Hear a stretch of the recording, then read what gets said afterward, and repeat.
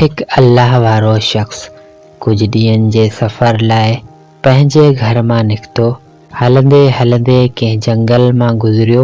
शदीद उञ जी तकलीफ़ में पाणी तलाश करण लॻो। तलाश कंदे कंदे हिकु खूह ते नज़र पइजी वई।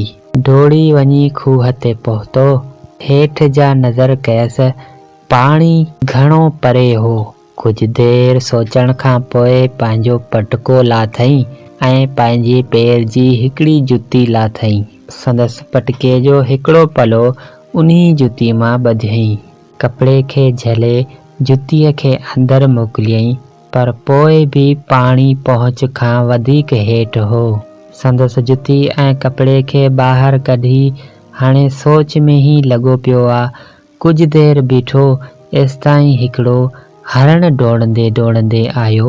हरण खूह जे किनारे ते बि हेठि जांच कयईं, हेठि निहारियईं, पाणी घणो हेठि हो। वरी मथे मुंहुं कयईं, मथे मुंहुं करे वरी हेठि जो ॾिठई, पाणी पंहिंजे पाण मथे अची वियो। हरण पीतो पाणी, उन्ही जे सदके उन अल्लाह वारे बि पीतो। हरण पाणी पी रवानो थियो त अल्लाह वारे अल्लाह जे कुदरत सां ॻाल्हायो। चयाईं, या अल्लाह, मां त इंसान आहियां, तुंहिंजी इबादत कंदो आहियां। हू त हिकु जानवर आहे। मुंहिंजे करे पाणी मथे न आयो, पर उन्ही जानवर जे करे पाणी मथे छो अची वियो? मूंखे इन्ही जो जवाबु ॾियो।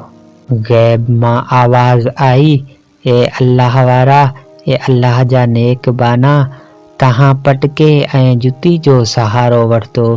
हू त जानवर हो, हुन वटि न ई पटको हो, न ई जुती हुई। हुन फ़क़ति मूंखे ई सॾु कयो। मूंखे जेको सॾु करे, मुंहिंजो जेको सहारो वठे, उन्हीअ जी मां ज़रूरु मदद कंदो आहियां। सब्सक्राइब करे बेल दॿायो। सिंधी ॿोली दुनिया ताईं पुॼायो।